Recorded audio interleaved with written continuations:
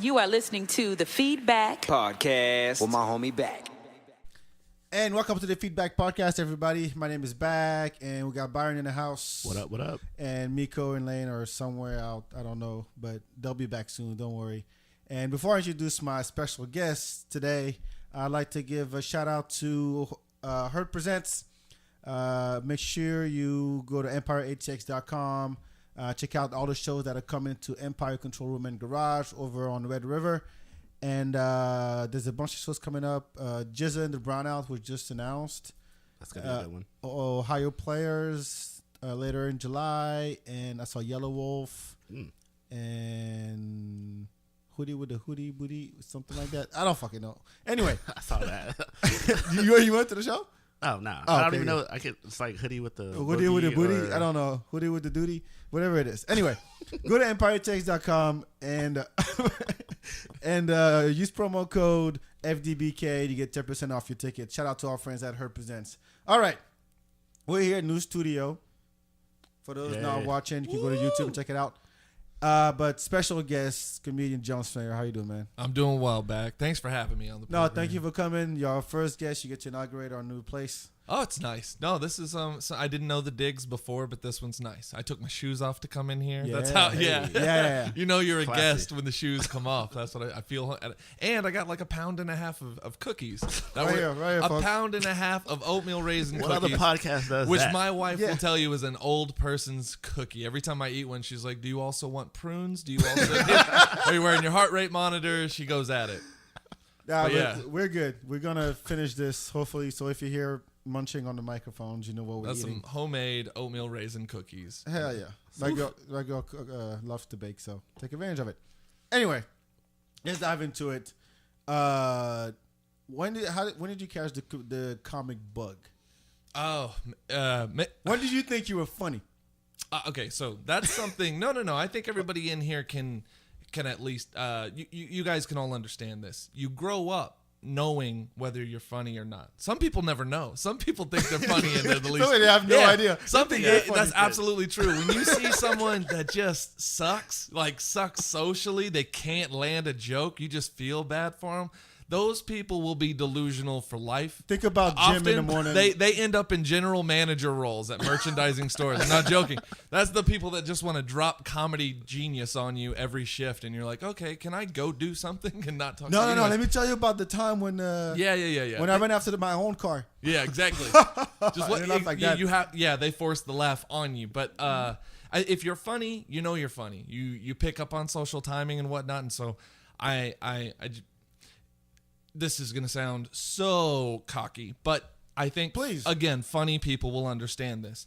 If you are funny, and then you know if you're one of the funniest in the room, and then you start to recognize you rarely run into people as funny as you. This was something that I cared about, making people laugh, and also being an attention whore, like times 12. I don't know how to describe it, but I think I definitely, at first, I just wanted to make people laugh, and also the attention wasn't bad. That was probably the driving force when I was a kid. But you start to pick that up, and anytime you share a room with someone that is funny, you like note it. You're like, damn, this dude's funny. It's kind of intimidating or whatnot. It And then is. something in you almost competes with them. Just like, well, he's got the room. Now I've got the room. And it's not necessarily the right motivation when you're a kid, but as you grow up, you refine this and so on and so forth. Stand-up I avoided like the plague just because it was my favorite thing. Like, my dad would listen to just actual records. Like and- who? Carlin, Lenny Bruce? Carlin Pryor, and Gallagher, who you wouldn't know this, but Gallagher had he records? released 12 albums in his career. I'm not. They were not joking. DVDs back then. These just matched. The dude's pumped out material like nobody else. I know he did, I, but- I know he had the sledgehammer and the watermelon, blah blah blah. But the dude has more depth than that. I got to meet him in Las Vegas and just Oh, hear wow. some crazy stories. Absolutely great. He's a good guy. Crazy stories. But yeah, man. It's actually it was you and Obi, and I don't think I had met you yet. If I had, I met you then. was it through stand up? No, it was through Obi. Yes, yeah. Was it comedy? Because I didn't know if I'd met you because I knew Obi before. So okay, let's just back up for the listener. We both have a mutual friend named Obi, very talented videographer, editor, They know you name Obi. it. Yeah, he dances. He's the man. I even have him saved in my phone as Obi Nice. The dude is that. He's that Shout out nice. to Obi, Shout out man. to No, Obi. Working for absolutely. CBS. No, he's great. He's a great dude. But I saw him post a 5-minute video of him doing his first open mic. Maybe it was 4 minutes at Cap City Comedy Club.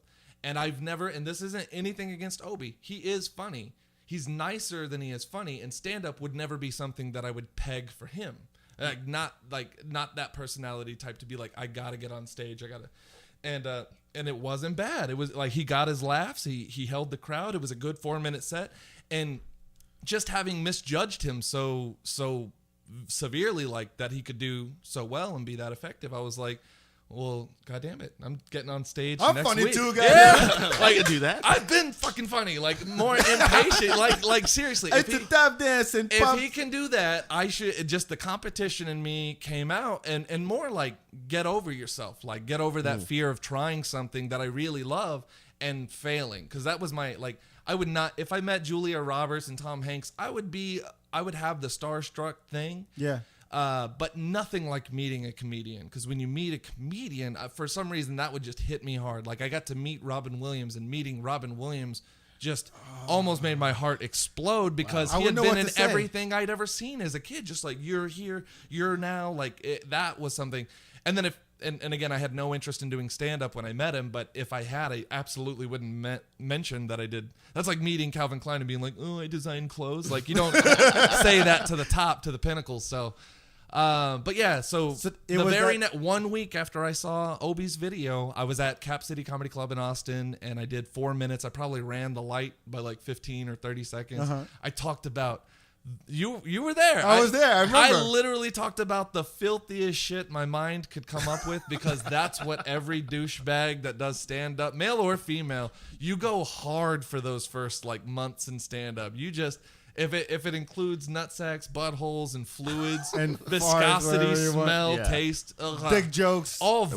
visceral, like shit that cringy, it would be the best way to describe it. I still dabble in the cringe because I like a good reaction, but back then visceral to me was almost the same as getting laughs. Like, not But good. you know, like Obi taped the show, The first one.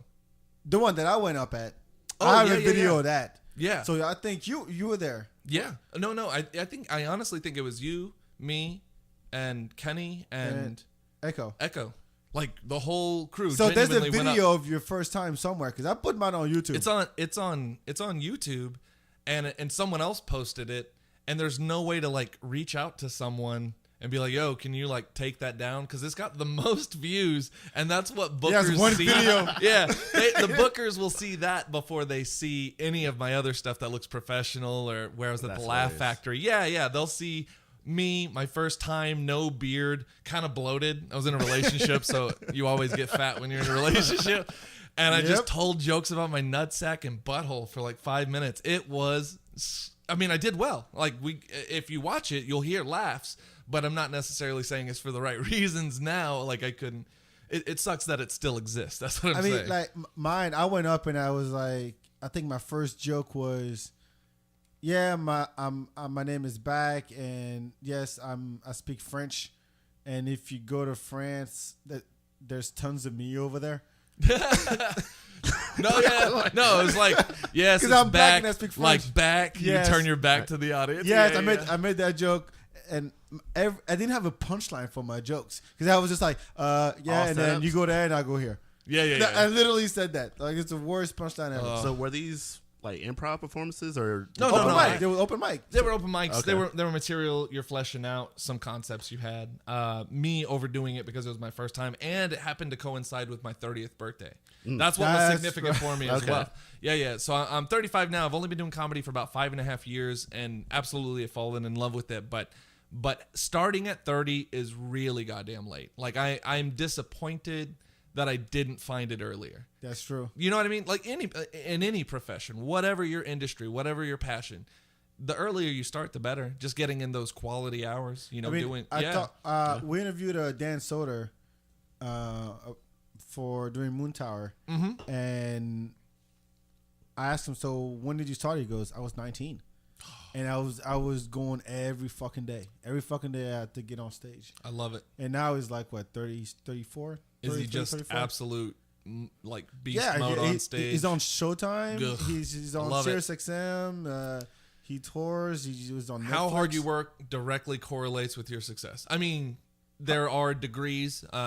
It doesn't help to be seen by the right set of eyes, but when you see people lay it out like that, like I'm not familiar with that comedian, but Look him up. I will, absolutely, especially hearing that. But like Chingo Bling, he's a Houston, Texas product. You got to see it for yourself.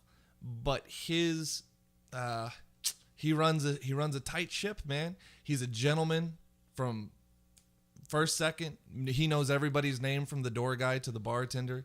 Wow. He's just like, he's on it. Everybody that's in his crew is genuinely his family, and they all rock at their respective positions. Be it, it's beautiful to see it as poetry in motion. And I'm telling you, he only started doing comedy about 3.5 years ago, or maybe 3 years ago. It's not too late, man. We can do it. Hey. I'm telling you. You know what? And time. he's a student. I mean, he'll be the first to say in his first year he didn't feel like he was really congealing with the material. And then when I saw him before this recording of his latest album on Netflix, boy, there are some jokes that he wrote that just made me flat out jealous. Like, dude, you've been working and you can see it. It sounds like the dude you had on.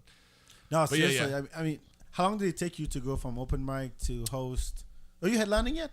Yeah, I'm headlining almost exclusively. I still feature for the Laugh Factories In Chicago? the Improvs. Oh, the Laugh Factory, and there was one in Scottsdale. It's gone. Las Vegas and Reno Laugh Factories are two that I feature for, and then Chicago's a tough one to get into. Chicago does a great job of booking in state, which is awesome, and in city. They take care of their comedy scene very, very well. But it is hard to get your foot in that door because they have such a talented roster of Chicago comics. Yeah, but I still feature for Comedy Club on State in Madison. I still feature out there. The places where I feature, I'm telling you, they just got some banger headliners, like lots of good credits, but they're there for a reason. You can drop names. Oh, well, I mean, at Comedy Club on State, I got to work with Theo Vaughn. He's a beast. Jenny Zagrino. If you don't know her, I'm just telling you, she was on the newest Bad Santa. Okay. She's a funny bitch, man. She is so. You can say that. I'm saying it. I love her. She's a sister. Like, we just worked together for that weekend. I think it was a Friday, just a Thursday through Saturday in Madison. And man, she could just go off the cuff with people in the front row for 15 minutes and have tears rolling down my face. And I rarely, like, now that I mean, I don't watch everybody's set every time. When I was new, I would just sit in the showroom and laugh hard. And now I kind of try to get my thoughts together. But she will draw you into the room. Her storytelling ability, just her comfort on stage. She's so cocky. She's Jenny Zagrino. Look up Theo Vaughn as well. Theo Vaughn's a great storyteller. Austin. Yeah. He's got so he is, and I can say this. I'm a huge fan of his work. He's stupidly handsome, and then he's got a cute Southern accent, and then his storytelling. I'm sure he would hate even the mention of how women will view him and all that. But he's like, guys want to hate him, and then he's funny as hell. And you're like, you want to hate him even more. This damn, motherfucker funny and sexy. It's like taking your girl to a John Mayer concert. You know, for a while she's gonna fall in love with him while he's on stage holding the guitar, and you just have to sit there and be like, hey, when we get home, we're having sex with the lights on. I hope you know that. You know that's happening. You're not having sex with John Mayer on my dollar. But what about the greats? I mean, the Rock and CK. Oh, what about him? Like, now, have you got to work with him, or I've gotten to work with some of my all-time heroes. Like I said before, Gallagher. He might have been some of the earliest, goofiest, silliest stuff I ever saw. No, truly, when I saw him jumping on that couch trampoline when I was a kid, if that didn't blow your mind, you weren't paying attention, because I was like, that can be a profession. But I got to work with. Do you know Alex Raimundo? He's a Hispanic and red Mexican. I work with Chingo now. Steve Trevino, another he's a powerhouse coming out of Texas. Raymond Horta, he's blowing up right now, real crazy. And I work with Joey Medina from the Latin Kings of Comedy as well, which is really, He's badass. I got to do a show with him, Steve Mudflap McGrew. He's based out of Denver, and Jackie the Joke Man Martley. Holy really? shit! The yeah, Joke Man. I got to open up for those three guys. And Jackie closed it, of course, but I mean, I got to do it in front of a sold out crowd in Las Vegas at the South Point Casino, and we brought the house down. And then after I know Jackie was still doing it. I mean, how old is he now? Can I be X-rated? This is the greatest Yeah, thing well, this is shit. Okay, cool. Jackie, after the show, he came and found me out in the lobby. It was just out in front of the theater, and he comes up to me, and I'm standing there with a group of friends, and he grabs my shoulder, leans in, and he's like, "Hey, whatever pussy you got lined up, cancel it. You're gonna come to our room." I was like, "Yeah, I'm gonna hang out with the boys." But that's Jackie the Joke Man Martley. killing it. Wow. Nicest. Got that invite. Yeah. You Fuck want yeah. that invite? Yeah. Absolutely want that invite. I mean, Actually, the guy's been doing. I'm not avoiding this cookie for listeners. No, it's all right. It's Good. good. Good. But like Jackie from the Howard Stern show, like that's how I was pretty much like, got him up there. He was already doing jokes, but I didn't know he was still performing. Mm-hmm. And the dirtiest shit ever. Oh, as and always. great. Yeah, that picture perfect timing. I got to work with Rob Schneider, which is like the realist. Dude, all the people you're listening right now will come into Austin within the next month or so. What's the festival? Cap City Comedy Club. Oh, they're just coming through their Theo schedule. Von's coming. Rob Schneider's coming. Oh, badass. Yeah, man, they're bringing some killers. Trevino, you said? Steve Trevino's there now, or he was there last weekend. Yeah. If you haven't seen his show or his specials, the dude he's the nicest dude in person. And then on stage, I mean, he takes care of business. I've never seen him have a bad set. What's the weirdest place where you have to perform? This is I a have great to one, ask dude. that. All right, so I am a frequenter of the Rio Grande Valley in Texas. I absolutely love it. It's the 956 area code, and I'm down there like 6-7 times a year, and I love the area. I love the culture, love the people. They're my most enthusiastic fans, 100%. But I've performed in some places that were never meant to house comedy. And one time I was down there with Raymond Orta, and we were performing at a retirement show at 10 a.m. outdoors underneath one of those basketball courts that has like the aluminum roof. You know those courts that have a roof over the whole thing? Yeah. So they set up like 50 metal folding chairs. And It's the basketball court? it's a basketball The court. retirement home got a Early basketball morning. court? Yes, early morning, retirement center, metal folding chairs on an outdoor basketball court, and they don't speak a word of English. Nobody. I mean that. Nobody in the retirement, and I mean we're averaging 75 years of age and older in this group.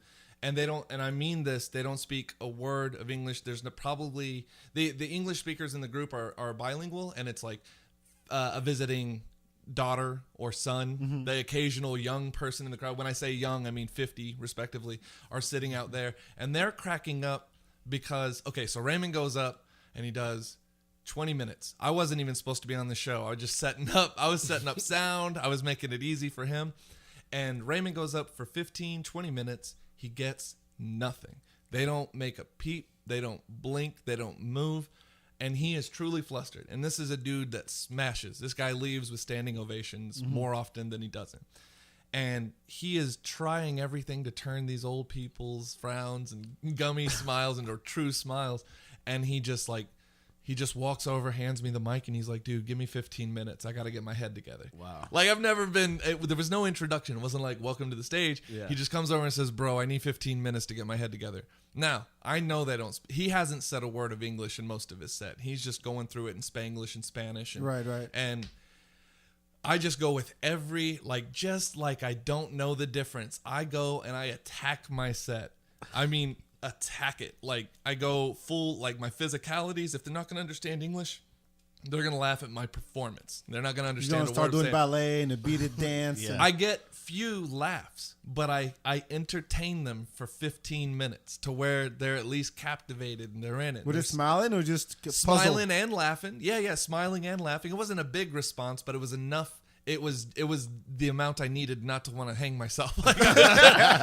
Because like 5 minutes feels like an eternity if they're not making a noise. So they were giving me what I needed, but there was a complete language barrier. Absolutely none of my material was prepared for them. So all they're responding to is a white dude speaking totally in English and throwing himself on the floor and pelvic thrusting and just like, and they're like, oh, that's entertaining. Oh, that's cool. All right. Oh, yeah. He's trying hard, Yeah. right? And then Raymond comes out and does much, much better. And like later he's like, dude, that's the hardest shit I've ever had to do. Thank you for that 15-minute break. I needed that. I couldn't have done it without that. I'm like, hell yeah.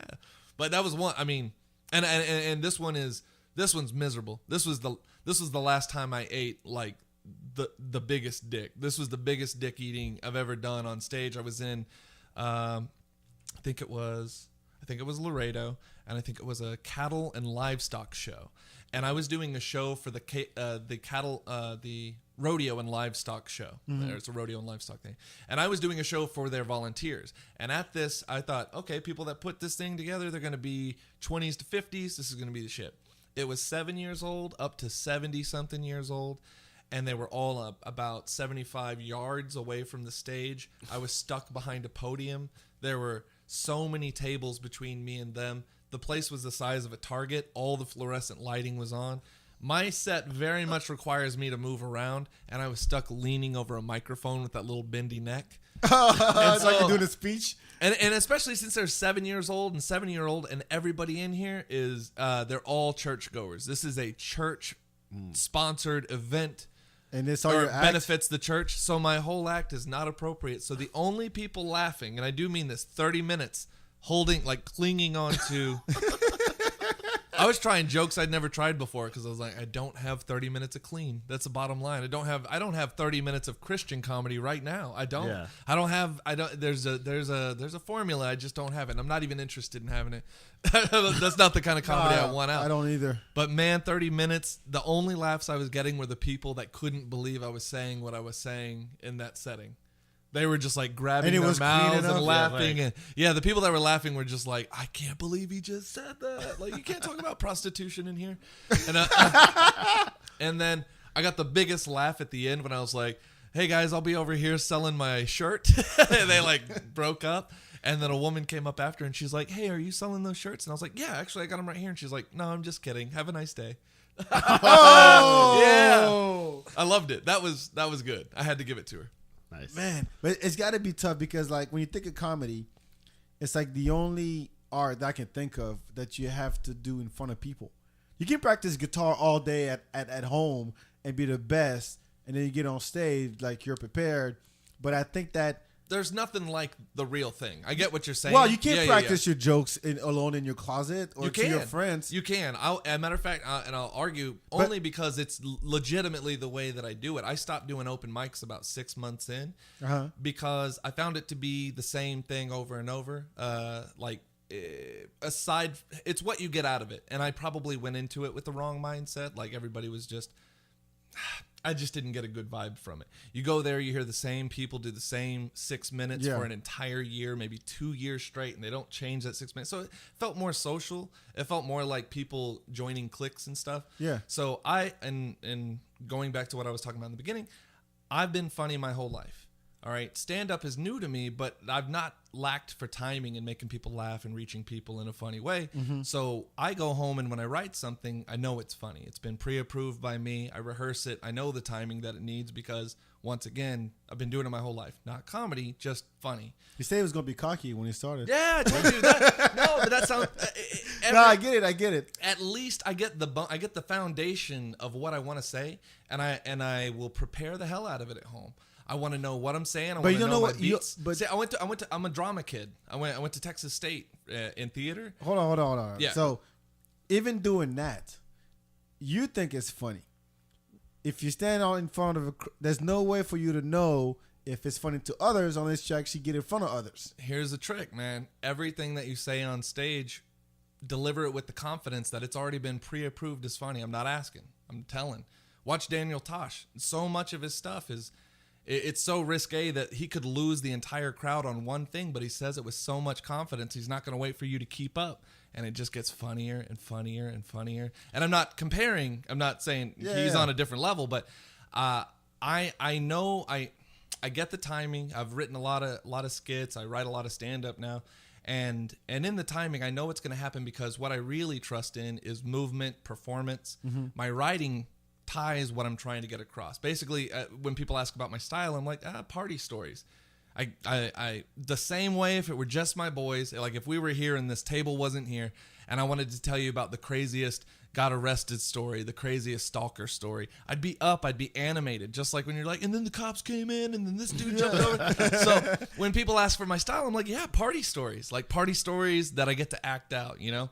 And so once again, when I'm behind closed doors, I get to work out the timing of it. Just like when you look at a script, you get to decide when to move, when to stop. I know that sounds weird. I know it sounds like you're preparing a monologue, but at least give it some bones. And then when you're on stage, you're free to go wherever you want. You've given it a skeleton, but it is your story. So every time you tell it like it's the first time you told it. Like just get behind it and know that you know that story now. Just like old men who tell great stories, right? But they told it a million times before. Anyway. Yeah. It's just subjective. What do you mean? In a sense that I could be in the crowd, in the audience, and telling that story, and that doesn't make me laugh. Right. And if the guy next to me and the girl at my table feels the same way, then as funny as you think that joke is, it can still bomb. Sure. It depends on the crowd. That's what I'm saying. No, that for is you the risk. to know, But also there is going with an instinct in comedy, which is just knowing what's going to work. I know that sounds funny, but I pride myself on having great shows every time. Like those two stories are like the two worst times I ever ate a dick on stage, and then I made fucking sure that my shit lands so I don't go through that. Like that'll teach you quick, shape up. Every show's got to be good. Like at least it gets you in the competitive mindset, because I truly believe every time a stand-up comedian performs, they are auditioning to come back. Yeah. Like, yo, can I do this again next time? Oh, awesome. That's great. That's 1 week I don't have to think about. So I try to leave that impression. I try to show the effort, blah, blah, blah. So when I'm presenting this, I mean, again, instinctually, I know what's going to work now. I know, I'm not saying that I have my voice. People talk about the voice, but like the reason Bill Burr and Louis C.K. and Chris Rock, the reason these people are so funny is because they're unquestionably the person they're going to be for the rest of their lives. They've got these set stone, like I guess these building blocks of I'm not budging past this point. I'm either very conservative or very liberal. I got a hard bend on whatever, but they've got their voice. They know where they're coming from. When you hear Bill Burr and he goes on those rage-filled rants, they're natural. That's like what you expect to hear when you're hanging out with them at his house. Exactly. So you know that they don't turn it off. Like when I've told this story on the show before. At Moon Tower, long story short, I ended up at a table at 24 Diner surrounded by comics. Nice. Like Ari Shaffir and Joe DeRosa and W. Kamau Bell and some dude was a writer for SNL. But anyway, and I'm like, you guys just perform like all day long and you still just talking shit and cracking jokes at each other. And I think that if you don't have that, it'd be even tougher to turn, oh yeah, I'm gonna be a comic today. I gotta get up there and tell jokes, and then on you the next day, like, oh, I'm just gonna go and work or take a nap or go back to my day job. Those people are still very much passionate about comedy. They're in love with their craft. You will run into the occasional comedian that phones that shit in now. Like they've been in for 20, 30 years and it didn't happen like they thought it might, and they just fucking push play when they hit stage. I've worked with some people that just pride themselves, just like, this is as much time as I do, and I do it, and I get off. And I'm like, holy shit. Like, time to hang it up. But yeah, those people, like, that's the thing. Anytime I'm around, like, this is more than a podcast. I get to catch up with you. I get to meet you. But we get to fucking talk about my favorite topic of all. The ins, the outs, the theologies behind it. Like, I like theologies, the theories. Who are the gods of comedy? Well, I could probably list some. Go ahead. List them. Jim Carrey's my all-time favorite comedian for everything. And nobody would... But I don't think anybody would make an argument that he's of the greats in stand-up. But what I learned from him that I think was a valuable lesson is no matter how much time you saw him on stage, he gave you every ounce yes, he did. of his energy. Yeah. Everything. I never seen him. I've seen a lot of videos, but he's like so animated. The facial It was. expressions, he's You acting could out tell everything. He prepared it, and it's sharp and it hits. And once again, you can tell he didn't need to go to open mics to know that stuff was going to be funny. The funny faces and the head movements and stuff. Right. Favorite stand up of all time. I gotta toss a coin between Pryor and Bill Burr. Bill Burr is right now alone. I think he's alone at the top. I do, man. It's if Jay-Z's album is as hot as people are saying, then it would follow the career of Jay-Z in that the albums were good. Or no, the albums were great. Yeah. I mean, every album of his latest, his last one, they're an hour each of just fire. Like his last one that was in black and white. Yeah, I didn't want to that. watch it because it was in black and white. I was like, Dude, that's it's gonna so be good. an hour and 15 minutes of slaying. Like, and he covers some topics that you're like, during the gun scares and the racial tension. He just attacks it. He went in the one that's called Let It Go. Yeah. His joke about do you remember he goes, yeah, people should do drugs, athletes should do drugs, and steroids when it and he follows up with, that's why I love Hitler. And everybody goes, whoa. He goes, give me some time. Yeah. I'm about to explain. And he goes, you know the Olympics in '36 when Jesse Owens pretty much dominated everything. But you know, like Hitler was on the way to the stadium, like, we're gonna dominate, see, we're gonna. And how quiet was that ride back with Hitler in the limo? Like you're sitting there all quiet trying to make small talk with the angrier than usual Hitler. Yeah. He's boiling. No, I mean, so and that's like, I like that. I love that kind of comedy. Yeah. Like I put that whole camp. Patrice O'Neal to me, Yes. is like, he's the only comic, believe it or not, and I've seen a lot. He's the only comic where I went to see him at Cap City, and I was in the front row, and I could not breathe. I was laughing so damn much. And I could not breathe. You want to hear the funniest thing too? You get to see a great deal of live comedy, Yeah. and you know the benefits of laughing for 90 minutes a night. You know what I mean? Like just what it does for you, just the recharge period. But I mean, getting people to come out to live comedy is difficult. People go out to concerts all day. It doesn't matter what the event is. People line up for it. Comedy is something that people just file in the back of their heads. Well, Yeah, when like, you I do don't- plans, I'm definitely guilty of that. Like, Yeah, I appreciate it, it's but I back don't. there. Yeah, because if they suck, you're stuck in a room for an hour and a half, Yeah. kind of gritting. And if you get up, you get And shit I on. get it. I get it. That's how I can't That move. not like I'm one. I take this advice or leave it, but I think a lot of bookers would agree. All that matters is booking good shows. If every show is good, the business will take care of itself. If you book a shitty show, that might be the last time you see those audience members, and they live in your community.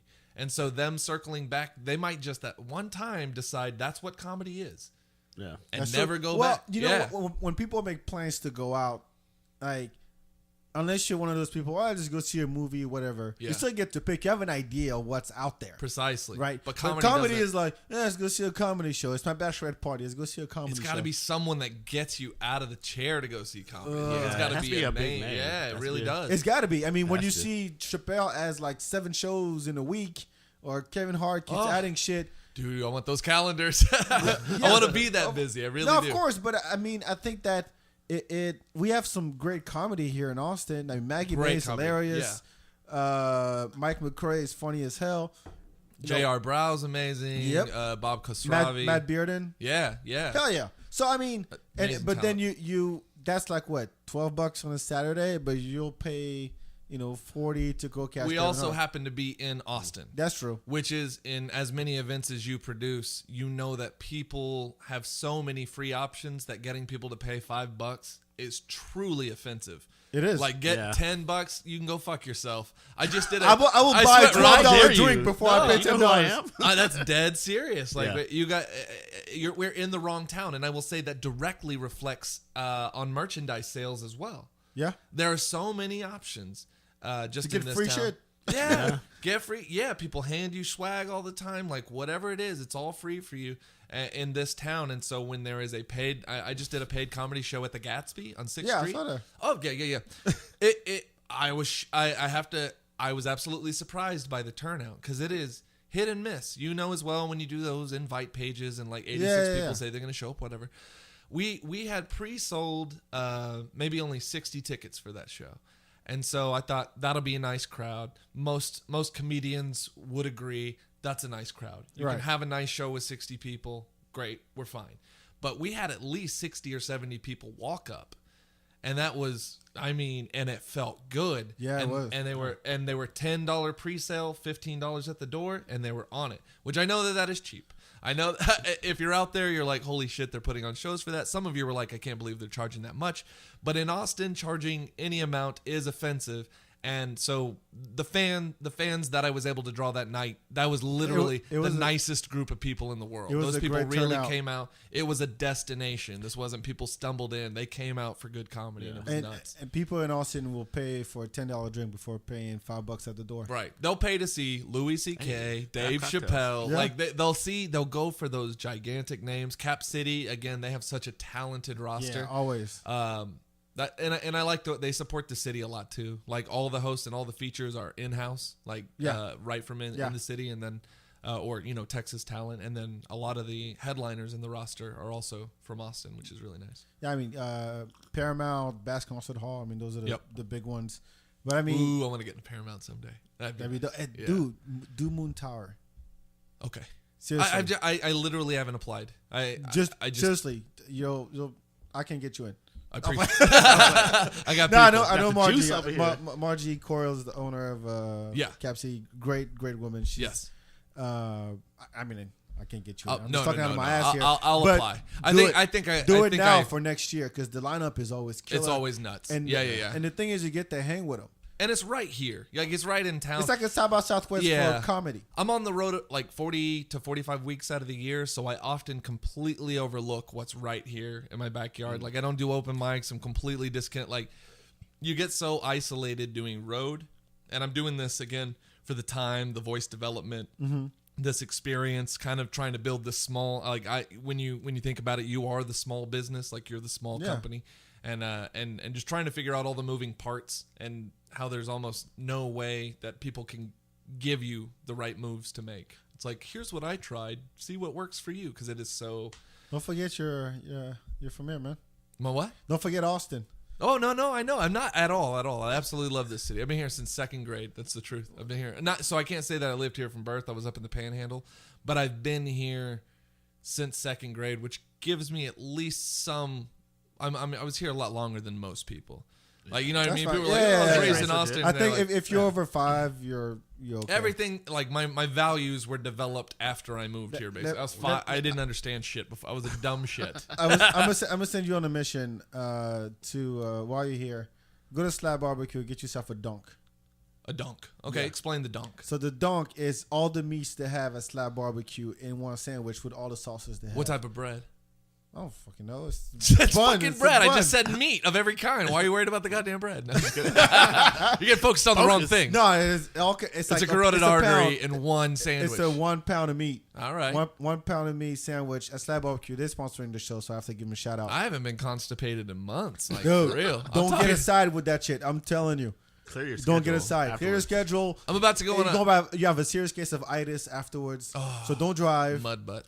For real. Who knows, man? Nah, it will. 35 it will do you now. good. So when you go to Slab Barbecue, 2 locations, one next to Sherlock's, 183 in Burning Road, Oh, yeah. and the other one at the Y Oak Hill. That's not too. That's not far. far at all. Yeah. So when you get to the checkout, mention the feedback, you get 10% off your meal. So you're on the mission. Dang. Man. Go have yourself a yeah. dunk. Now I have to buy a donk. That sounds kind of dirty. No, I know. But even when I say donk, I say it so clearly. Yeah. Do you know what that is? Like what that? I think it's the '80s box, like either General Motors or Ford or the boxy car. style 4-door or 2-door long, like big body, square body from the '80s. They It has call to be from dunks? the '80s to be called a dunk. Those ones that are jacked up on those I just know gigantic ass. rims. Like badonkadonk. Badunk They have a dunk. dunk And I forget. There's another classification. Like if it's in the 70s, it's called something else. Oh, you're looking it up. We got a fact checker. Yeah. That's why Byron's here. If only there was something that could tell us. So how do you handle like heckling? Do you get? So here's I'd say that's the one thing that I think I would take personally and badly. That if I'm up there on stage and I'm doing my act and someone just goes, well, fuck you, nigga, whatever. that would be he would be lynched out of the showroom. Yeah. But Yeah. no, it's not that. It's just the feeling of I'm up here working and you're basically fucking Interrupting. my work up. Yeah, no, that's legitimately like you're in the middle of a sentence and someone takes your pen away. Like, Yeah. no, you can't write that. So here's something. I do not get heckled much. If you You're know, so in party mode. no, I'm so funny joke I'm mode. so yeah. It sounds funny, but when you turn on a switch, people can tell when you're in a thought and they won't interrupt you. If you give them time, like grab your water, kind of slowly work Well, you still back. got and the I mean, check those your are fine. phone or go look at a list. Like you're giving people windows to jump in, and it's so stupid. Some people think they're doing that to help the show.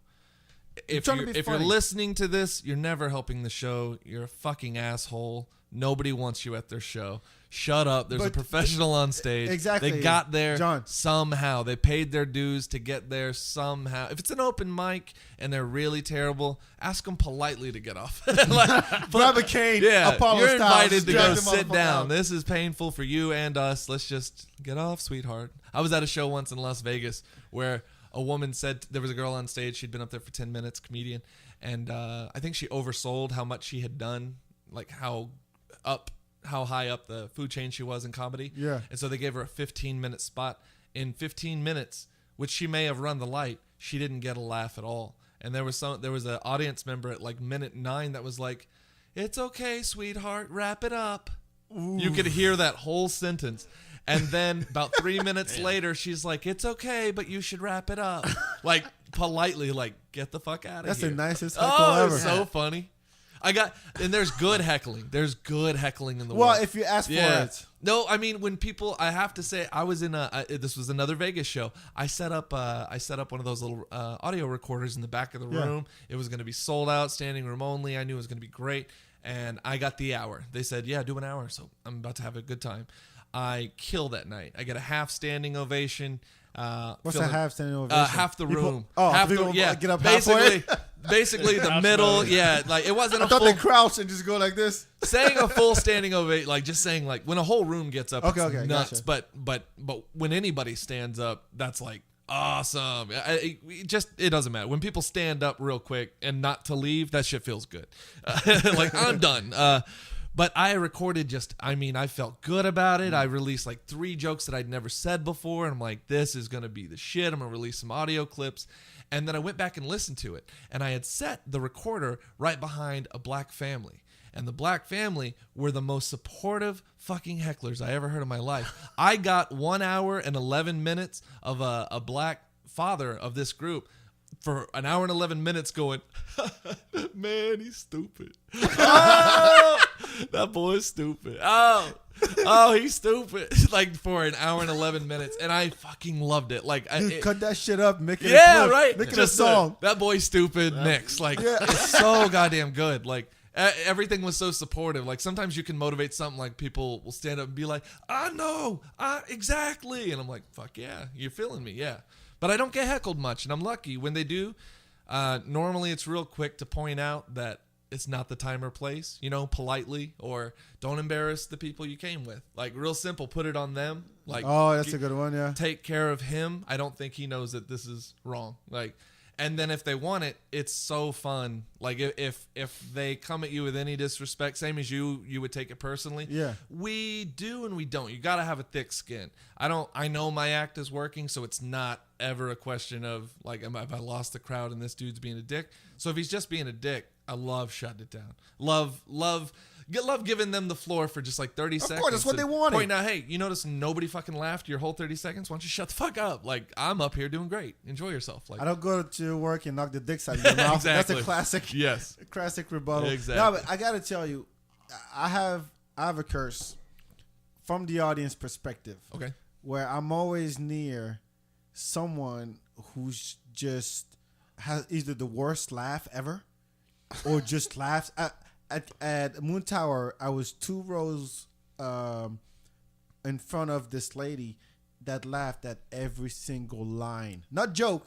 Oh, she line. was just on. No line. Wow. Like From a performer standpoint, you want that person no, in the no, audience. that's 'cause just annoying She as had some fuck. drinks. it was to you, but those people can set a fire. Like people know not it's as- okay not to in- laugh. no, but if they're laughing through the whole every story, line, I yes. got you. That's Like- irritating. She was probably lit. Like Like she was set up. Yeah, she was. She was she was laughing more through the setup. advanced than her patrons. And she would just like lose it at the punchline and drown everybody else laughing in it, like around her. And I always get. And it's that hard bitch. to shush someone having Yes. the time of their life Yeah. too. You don't want to turn back and be like, "Hey, can I pour some water on your blanket?" As much. Yeah. I'm like, do Have you hear less fun, yourself please. laugh? Can you just shut up? Yeah. So we can hear the punchline.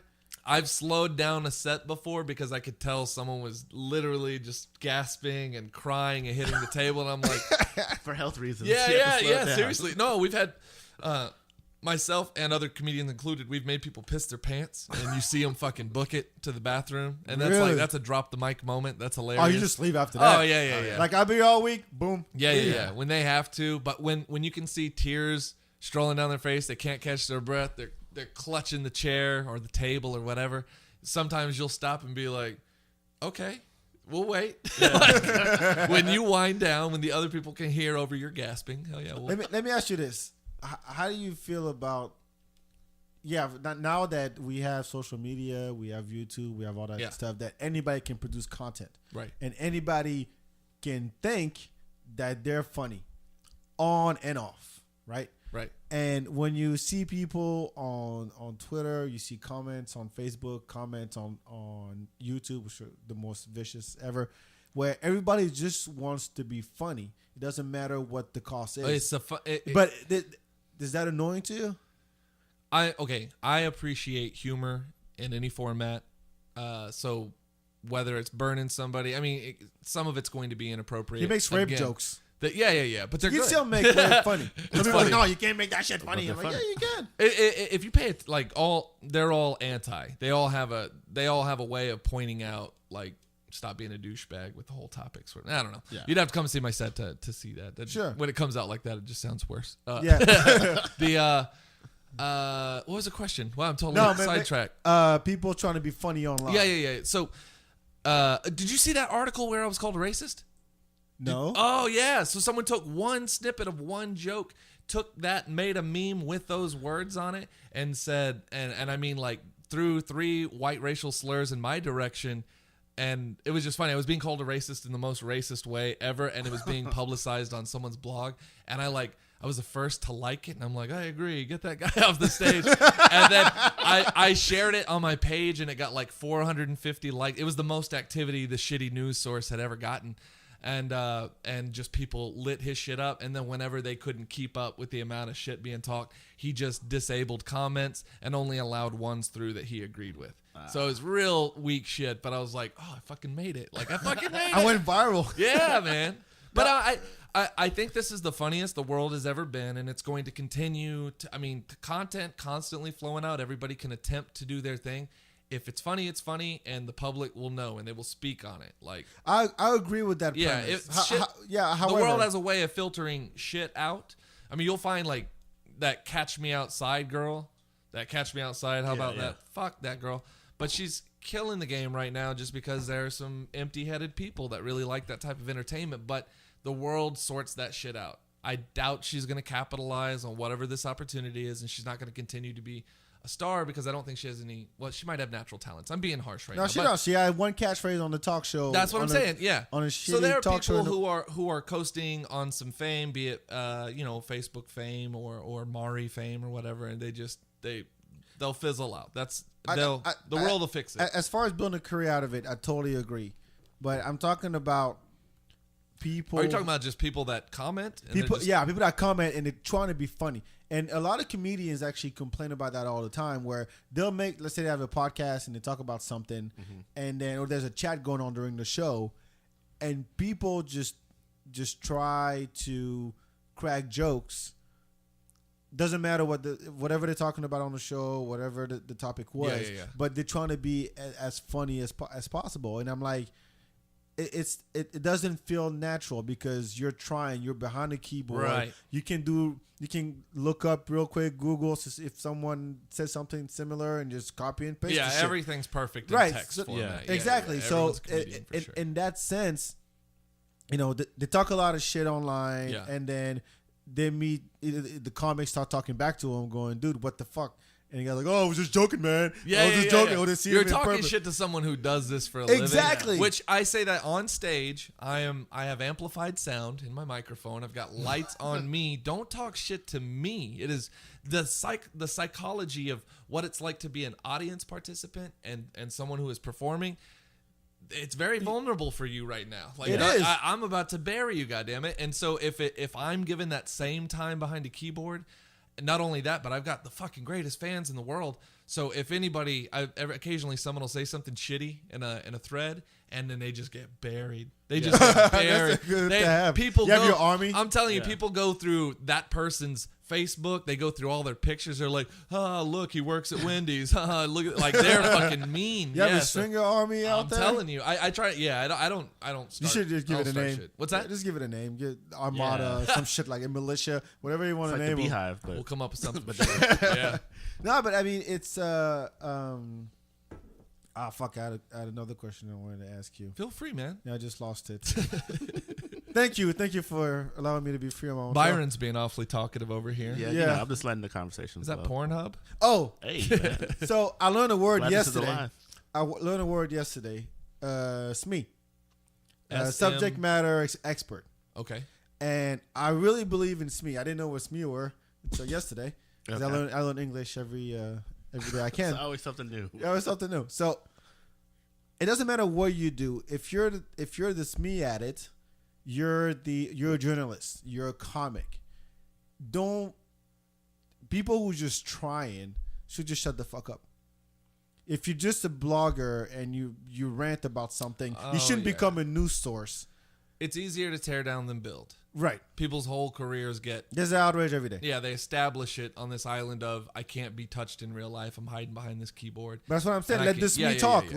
Let Well, the that guy news, on that stage. news source, they're struggling for material for them to even fucking identify me and then to go out of their way to make artwork for me. I thought I was the best publicist I ever could have fucking got. Like, Did you make the local newspaper or something? oh no. They probably only had 250 likes on their stupid news source thing. But I'm dead serious. This was the most active post they ever had. Like I made him popular. Like he wasn't known until that. Maybe that was his point, but I mean, I won't continue to feed into things like that. I just thought that was too funny, and it's the first time because you only have to know me for a moment just to know that I'm comfortable enough to talk shit about everybody equally. The man has a photo shoot in a tutu. You think you can I'm really hurt him? comfortable. Yeah. You think you can hurt him? I had dangerous amounts of confidence at a super early age. You know what I mean? Just thought I knew shit, thought I was about it. So, but truly, get like, it's going to happen more and more. People will get to dissect what they want, take a single line, put Of it up. course, blah. it's the world we So, live in. I need to get past the reaction. Like I did that once because I found it funny, but turning it off and ignoring people, I'm pretty good at that. Like just. Do you Keep get my hit head up down, on- keep working. My schedule stays full and they stay put. I'm not worried. That's what matters. Yeah. Do you get hit up on like Twitter or any other forms of social media? People Yeah, yeah. reaching out and Oh man. and So heckling? quick backstory. There was a recent. I brought up Chingo Bling earlier. He had an album. I don't know if you saw that. The They Can't Deport Us All on Netflix. Yeah, I saw it. So I love it. I love the way the production came out. So if you're hearing this now, Chingo Bling, They Can't Deport Us All. It's on Netflix right now, and it's definitely for that like raza. It's for anybody, but like that raza community, like South Texas, but really anywhere that speaks Spanglish. Like, and I know that shit goes all the way up to Colorado and further. People, I'm the influence is massive. So it was. What was your question? I'm so sorry. I'm getting so sidetracked. I'm a Ask little about social hard. media, people reaching out via social media. Oh yeah. So since genuinely, there was so much explaining to do before I got into this. But since the release of They Can't Deport Us All, I've probably over my medias I've added like 3,500 to 4,000 new followers. Nice. Yeah, and you know how hard it is to get people to like your fan page. Yeah. Like I was stuck in 4,800 range, and like 1,000 people showed up out of nowhere on that. Instagram went up about 1,000, Twitter, so on and so forth. So enthusiastic. Nothing is more impressive. Like, you might have someone listen to this podcast and just thinking that they might go and review it, and then they might go and like and follow your shit. It is so hard to get someone to do that. The keyword even there is though, might. yeah, it's all right here. You have to move your thumb a few times and it's done. But when people do it, it's really impressive. And so that since they can't support us all, I've been steadily growing. But my fan base went from probably 21,000. Now it's up above 25,000 if I put all. Do you talk to them? Oh yeah, I mean I respond to every comment. People are really surprised when I respond to messages and respond to comment. Like someone was just like, "He liked my comment," and I'm like, Wait until he hires an assistant. I'm laughing because haha, I don't even know who the fuck I am. Like I'm not anybody that should be a big deal. People are like, "I can't believe you responded to my message." I'm like, "I can't believe you found me and sent me a goddamn message."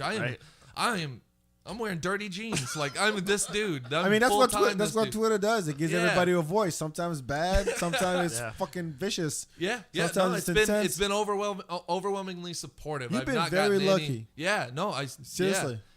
Yeah. When you are your Man, I own should have kept PR going. No, man, it's careful moves. They haven't all been good moves, but you know, to this point, I know if I'm a business, I'm gonna treat it like so, and so I treat everybody with respect. Don't burn any bridges. Hustle. Do you perform in New York? Have you? I did a cave in the creek. Creek and a Cave. Creek and a Cave. In a cave. Creek and a yeah. Cave, I yeah. performed. So I haven't performed at any clubs out there except for that one, and I got to perform with 4 of my buddies. It was way early. I had only been in about a year and a half, and we went to the northeast corner. We did like Pittsburgh and a few places in Connecticut. Baller, really good time. But we ended up spending about 3 weeks up in that area just doing spots. It was profitable, which is crazy to say, but we called that tour the East Infection Tour. Pretty gross, but awesome. But that was a good experience. Getting out on the road I caught the bug. It wasn't long after that. I mean, that was part of going full time, but I went full time about a year in.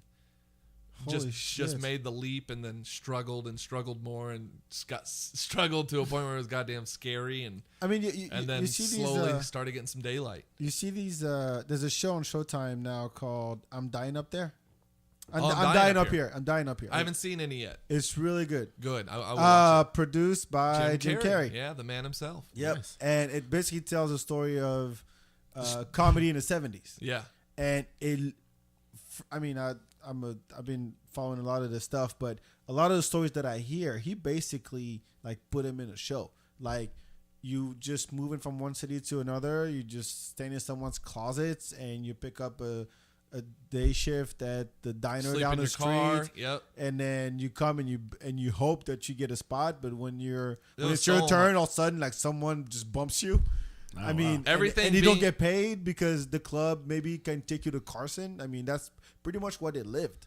I want to believe that I have a strong work ethic, but I know myself and 80% of the comics working today wouldn't have made it in the 70s and 80s. For the sheer fact that all of it was you doing the fucking work. Go make a tape and send the tape in. Yeah. And have a headshot and your resume, sending all that, getting other people to mail letters in on your behalf to come to that club. The fact that I can send it from my cell phone and be effective and beautiful and instant. Everything you need to know in one email about me and my performance. I genuinely don't know if I could have the same success back then. So hats off to anybody who laid the groundwork, but it's still difficult today. Like we were talking before, I can't wait to not look at my phone. Like anytime I'm not in service, best times of my life. We talked about that off the show. Yeah. Maybe it's because I don't know. I need to be around people. I feel like just looking at the walls, looking at a screen is just.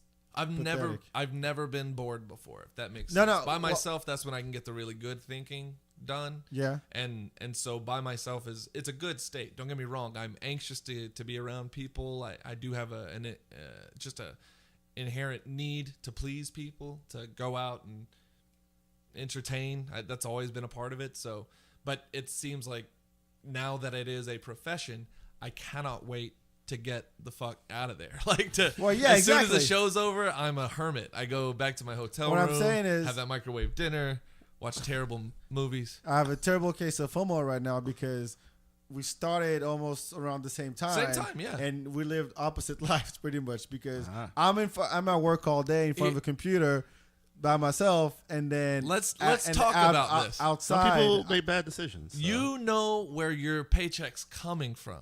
I do, That and that's is why I peace of never made mind. the leap. I know. Every week or 2 weeks. I mean, it sounds funny, but if you're doing it right, if you're passionate about this, you fight with that thought. Is comedy right for me? You know, it's an internal struggle, like it's an emotional struggle, but also every week to 2 weeks, you're like, fuck this, I'm never gonna do this again, just because it is frightening. Like that, you might have nothing the next 3 weeks, and you're like, okay, looking at my budget, it's hard to set a budget when some of that's gas, some of that's merch, some of that's food. You know. So it is completely unknown. When I think about numbers and finances, that shit gets real scary. And so you have peace of mind. On the other hand, I am getting paid not to grow up, which is fantastic. That's what I'm saying. I have a terrible case of FOMO right now because Dude, I should have done There that. is that, but I respond well to structure. I sound like military. I did great in school. Like my grades were great. I was in extracurricular. I did sporting. Like I did every sport that there was, and I was good at that because someone else was there to kind of guideline that shit. When you have no guidelines, when people don't care when you wake up or go to sleep, it gets weird. It gets real weird. So what do you do for a living? I'm a comic. I've slept I mean, until what do you do for a 5 living? p.m. That's Wow. That's too long. Your body hurts when it stays Yeah. in bed that long. Like your skeleton is just like, you got to move or we're freezing. Just getting rigor mortis. We've been talking for about an hour now. Let's shift. No, I'm just kidding. No. Yeah, let's talk about your stuff is not, and correct me if I'm wrong, I might be. With the Trump going on, with President Trump going, it is it's going on. happening more. Yeah. It is going on. With Yeah. Trump going on, It's more that of could a be an spectator expression. sport. Like, you don't incorporate that in your set, do you? I steer clear of politics Yeah. completely. I even performed while the election was going on. It was on a TV behind me in a Oh, were bar. you commenting? We're giving the results Oh, live? yeah, I was giving like, Yes. Nice. just commentary. And Nevada goes I'd tell to- a joke and I'd check in. I'm like, all right, shitbag still winning. And I go to another joke and I'm like, oh, it looks like it's going to fucking happen. But it seems to be a go-to now with a lot of young comics. It's like, Yeah. I just won't approach it. Like I have too much to say to get into something that everyone's discussing from every angle, and it's under Exactly. a microscope right now. So I guess I want to give people, if anything, It's funny on its own, a too. departure from that. Yeah. Yeah. The best compliment in comedy ever. Hell, the best compliment ever is when someone comes up to you and says, I needed that. Had a really rough day, a really rough week. I needed that. And if it doesn't involve things that would upset people, it's fucking win. Yeah, you want your audience to be like, oh, this was great. So I don't deal with it. I think Yeah. it's just an easy cop out. my wife keeps Yeah, some calling people- it a dumpster fire. So that is just what this is. People want that escape when they go see a show. Yes. You know, to Yeah. escape, real Yeah. world issues. So if you hear about those same issues in the set, Yep. You know, Yeah. another thing I noticed is that it's different if you're watching a special on TV, and if actually, of course, if you go to see it live, because it's almost like as soon as you walk in the comedy club or wherever the show's is happening, like you're like, okay, I'm supposed to be here to laugh. Oh, like right. that's the only function of this. Well, besides drinking Yeah. or eating, those are the only $10 three. beers. It's the Yeah. best place for $10 beers. And 2 items minimum. Yeah. But that is the main function of this place. Like I could still have, the beer and the food somewhere else, but the thing that set It's this purpose place built. Yeah, Yeah. The that's lighting that's actually is the set up purpose of so- it. yeah. So you're already like, I'm gonna maybe, give a little effort and smile a little more. That is most people's mentality. Steve Martin said the audience gets the show they deserve. There are some audiences that you're convinced they met up before the show and they're like, hey, let's just all be fucking douchebags. All right? We agreed? We're not going to laugh at anything? Awesome. And in that statement, yeah, the audience gets the show they deserve. But it does. Like when I go to a comedy show, you walk into a dark room, the mood is set. I've already changed my mentality. I know the etiquette, and Right. I'm ready for a fucking performance. That's what I came for. but it should be the same on our end. Precisely. Yeah. And I don't want to dwell too much on hecklers, but I hear so many, and it fucking pisses me off. That's the worst. I'm lucky, and I'm glad I don't. And I think a lot of times that person who aims to distract, you can bring them into the joke just for a second. Come on this guy stage. gets it. Not come up on. You'll lose. Don't give them any fucking fireworks. Just agree I've with seen them, that, though. and I've then seen that. fucking seal them under cement. Just like, oh yeah, this guy gets it. Shut the fuck up. Like, get the crowd to hate him once, laugh at him one time. He'll feel that shame and shut the fuck up. Usually, You made the finals at the funniest person in Austin. yeah. Was it 2012? It was my first year. I think I was like 6 or 7 months in when I did. Really? That. Yeah. That you had confidence. That is literally all I I am have. funny, motherfuckers. It's been 7 months I've been doing this. I'm competing. Yeah. Who won that year? Do you remember? I'm sure that I do. I know it wasn't you. I think it was. Was it Martha Kelly? No, hold on. I know. You have a computer. It wasn't. Byron. It wasn't were- Ramin yet. Ramin Nazer, I think, won the next year. That might have been Mac. No, was it Mac Blake? Maybe. Was it 2012. Was that the first year we started? No, it was 11. No, it was 2012. It was 2012. Yeah. Was it? Yeah. Okay. It's 5 years ago. Yeah, You're 30. I should know that. I'm so sorry. It may have been Ramin. I know that. Gosh, that's just But man, I a got blank spot. So I got to be the judge this year, twice, and you could tell the ones that are like, "Look, I'm taking Polished. this shit seriously." Yeah. And the ones that's like, "Yeah, there was a competition. I just got out of There's jail. I'm just going to get on stammering. stage." And one of the dudes, and I'll never forget him.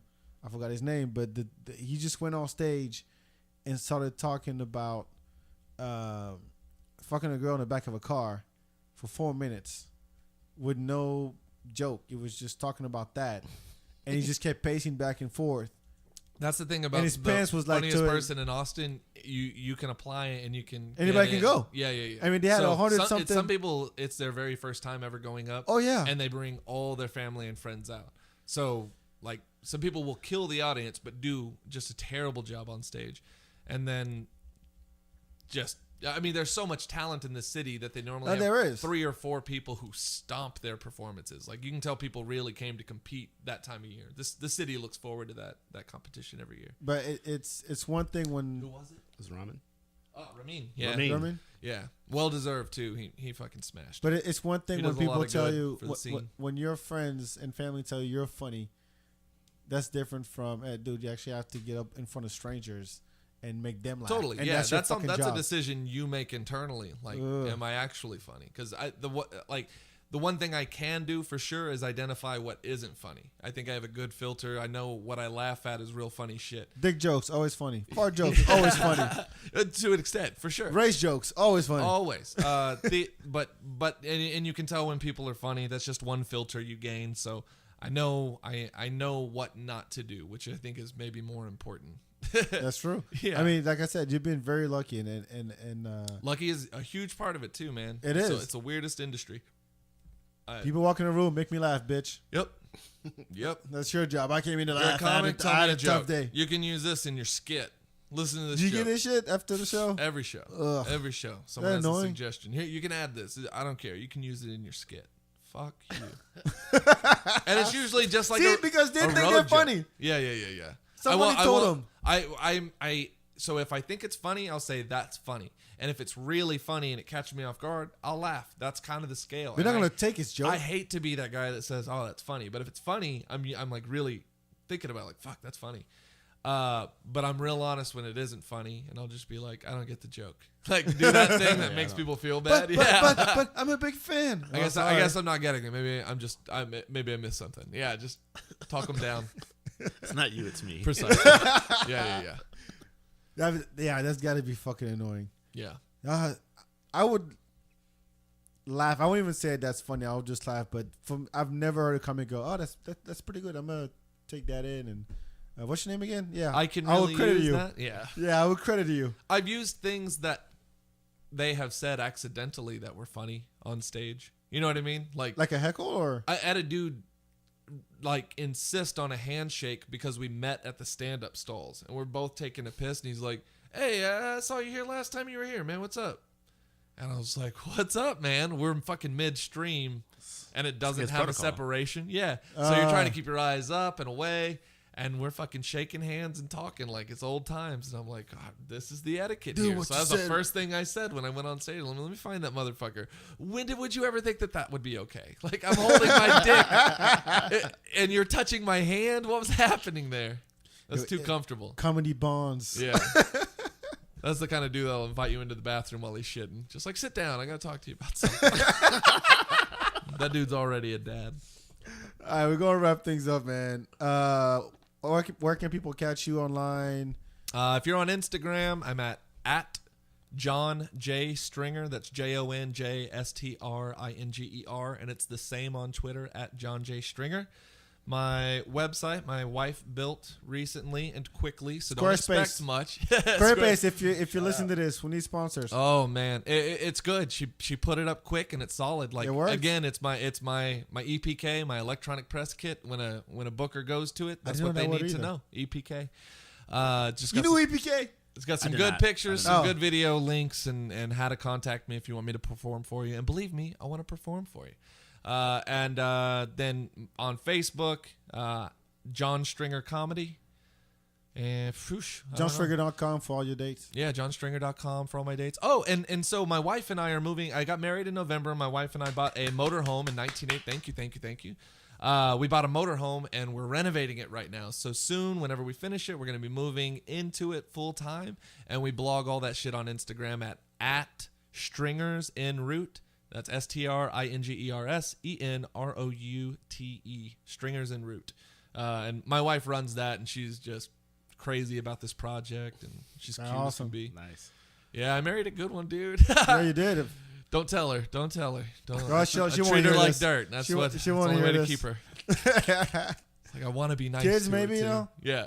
No. Well, so If that's in the... no, it's a hard no, and Man, I not. just opened a can of worms. No, not at all. Go No, ahead. it's a hard no on both our ends. That was also really? yeah, that was part of the qualification for both of us. Like, my big thing was You I don't didn't want to pass on your funny?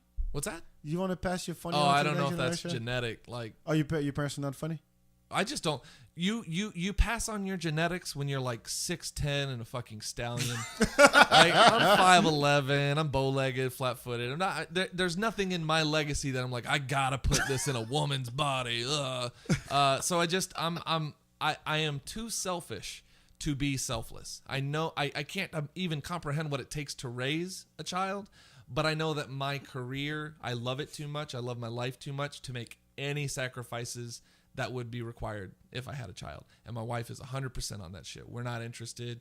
We travel. Again, we live a life that we don't need a vacation from. That's very cliche. Right. But we've set that shit up, and it's like, I can't describe it. When you go somewhere where people came to see you, it's the most flattering thing in the world. Practice safe sex. Yeah. Exactly. Well, I'm infertile. Thanks for bringing anal, it up. Or anal sex. Either way. Options. It's true. All right. JohnStringer.com for all the dates. John, thank you so much. And Find Me on Netflix is still there. Oh, that's right, Yeah, for they can't Chingo deport Bling. us all. Chingo Bling. It's a great special. I do some stand up and I'm in some skits on that. But truly, again, it's just you're looking at talent coming out of Texas. Chingo's doing his thing, and I was happy to be a part of it. Quickly, what's the comedy club you dream to perform in? Whew. Go the Ice House. The Cellar, Yeah, Comedy Cellar. Shit. But the store. yeah, Comedy Store? Yeah, the Comedy Store and the Laugh Factory in L.A. Those are just two meccas. That's where like you would be on with that beautiful stool at the Laugh Factory. That I never. everybody. I went to from one in Chicago Dane and Cook I went to the leaning on- Cellar. Yeah, The yeah. Cellar was impressive, man. That's what you'll just see a lineup of legends every single night, and like people that are really established in the game are totally okay with getting bumped by Dom Herrera and you name it. Just names will pop in, absolute legends in the game, and they'll just pop in on any given night. Hey, mind if I get some time? Fuck. So I Take want, it. yeah. I want to be on a show with some real heavy hitters and just be the fanboy in the group. It's like, I love you. All right, Jim Carrey, if you listen to Yeah. this. Gosh, if he did a stand-up special, holy fuck, that'd be. I mean, who wouldn't watch it? He's the most. I would watch He's it. the most universally intriguing comedian face. Like if he put his name on a Netflix hour, holy shit. I would just, you know think what he- I mean? I think Yeah. he'd do better than Eddie Murphy if Eddie Murphy came back. Eddie Murphy's a beast, man. He is, He is an but, absolute. He was the superstar. Of course he was, Yeah. but I'm Yeah. saying after He's talking so about Pluto long. Nash, Eddie Murphy. Yeah, I'm talking Norbit. that levels. Yeah. I'm talking. I'd love to see him come out and do an album regardless, because I think he's the first person that comics saw that you could be a cool person and still kill it, like And rock be that red jumpsuit. handsome, be confident, because you see a lot of people play that passive, introvert role from the stand-up comedians. Yeah, like, yeah. I don't want to be near you people, that sort of thing. But he's very much like, I get a lot of pussy. I'm very fucking popular. Like he just talks about it, and it's still funny. He was one of the first comedians I ever saw do that. That's a terrible summation of his work, but And I feel like I want to keep talking. We're at 114. You can go another 10. We'll repeat your stuff at the end. we'll edit But, out half of it. I'm sure. So it's one of my favorite topics. Yeah. Too. So, when you think about the Robin Williams, George Carlin, where am I blanking right now? Pryor, fucking Red Fox, Bill Hicks, Kennison. Damn it, he died. He OD'd. Well, that's kind of Richard Jenney shot himself in the face. Mitch Hedberg. That's what I was Mitch looking for. Hedberg, Mitch yeah. Hedberg. And I always believed the reason why I love comedy so much was because it helped me with my English, put things in context. But also, I always thought a comedian spoke the truth, because it's even better than a journalist to me, because they give you a slant and a perspective on life Philosophy. that you don't think about. We're disguised as jesters, but we're some of the last real philosophers. We Yes. tackle some topics. I mean, when you hear that- Colin break down death, yeah. or break down God, or break down, He's an absolute philosopher. and He you're just like- had to disguise it. This was his tool. This is how he could deliver it. Yeah, and he had an absolute instinct for it. he That's what I really mean. did. Like when you take a topic and you break it down to its core. You Tarantino it. Yes. Yeah. I give So you much detail. I give you an example. Louis C.K. special, hilarious. Yeah. Starts off, he walks on stage and he goes, "Good evening, everybody." By everybody, I mean you guys. And by actually everybody, everybody's not here. Actually, most people are not here. Most people are in China. Yeah. And he goes, actually, most people are dead. Hitler. The only thing that That's Hitler. the second comic that Yeah, brought Hitler in he goes, out of nowhere. The only thing that Hitler and Miles Davis have in common is that they're dead. And he goes on like that. He stretches that shit for 10 minutes. And he goes, I don't know how to start a show. Guys, I'm socially awkward. Yeah. Seriously. George Carlin walks out and his first joke is, you know what? Something that people don't talk about enough? Pussy farts. Killing it. That's what I'm saying. It Like sets a tone, man. It really does, and it gives you a perspective on things. Like when I walk out of a comedy show, I want to learn something. I don't just go to laugh. Maybe that's just me, but I want to learn something. I want to learn about the comic's life. I want to learn about the things that he thinks about. I want to You're learn getting about, self-report from, a creative person. Yeah. and who are the most successful people out there besides athletes? Comedians. What do you mean successful? Because Successful, like I'm talking about in the entertainment business. yeah. You think about the Jerry Seinfelds. You think about For sure. Yeah. And regardless of that, I'm just saying that the idea that you can educate people about while making them laugh, I think is deep. Yeah, I want I nothing just right to there do for with a second, that. I thought- I don't want any of my comedy to ever impact anybody. You don't? No, don't. You won't learn anything from my act. That I can guarantee. No, I'm kidding. Yeah, you will. Your No. life. No. Your Yeah. stories. No, Everybody has a story to tell. absolutely. That's what I believe in. No, for sure. That I think that's, again, we are philosophers. I'm not saying myself so much. I talk about my truth, and in all these stories there are exaggerations and flat out lies, but at the core of it there's a whole lot of truth. Like, it comes from somewhere. You've experienced it, seen it. Yeah. And spent a lot of time with the topic. Speaking of dissecting it down to the nuts and bolts, Jeff Gaffigan, Jim Jim Gaffigan. Jim Gaffigan, yeah. I mean, a master at that exact topic. Yeah. You can discuss a French fry for 15 minutes, and you will get a laugh every 10 seconds for 15 minutes just because he's like, it's a potato. You're going to cut that potato up? What that potato ever do to you? And he just, right? It's not what he says. It's how he says it, but he sat with that topic for what feels like a year and just thought about potatoes. You see, I like that over the comedy that I call preachy. Mm-hmm. That's when it gets annoying, and a lot of black comedies like that, and that's fucking annoying to me. The person who can get away with it in my eyes, and who I've loved all of his comedy specials, is Cat Williams, and I don't care, right or wrong, can't. up or down. Some people say that they can't. Too much. But I'm amazed by that man's control of a room. He demands attention. You can hear a pin drop. He's sweating. Yeah, changing clothes. The perm's all fucked up. No, man, that is a fucking legend. And just if you could ever be in control of a room like that, I bet you would feel like preaching just a little bit, because he is seriously strong up there. He's strong on stage. I don't know. Like when I see a black comic, I want to see something different. That's why I mean, even Kevin Hart, and I love them since Little Man. Was it his special? Tall Man, Little Jokes, somebody. No, I'm a Big Little Man. I'm a Big Little Man. Yeah, Big Little Man. Like that one. That one was hilarious because it was like you could tell that he really like set up the joke. Was and that he his thought earliest? About the Gooma Gama Juice. Yeah. But That you're one- talking about his first album. Yes. So, well, and probably not his first, but that's his first breakout album. And think about it this way: he got to sit with those jokes for probably longer than any of his other albums. I don't doubt it. I don't doubt it. So you do struggle to keep up with that releasing an album once a year pace and it being But that's not even sharp. That shouldn't even be a standard.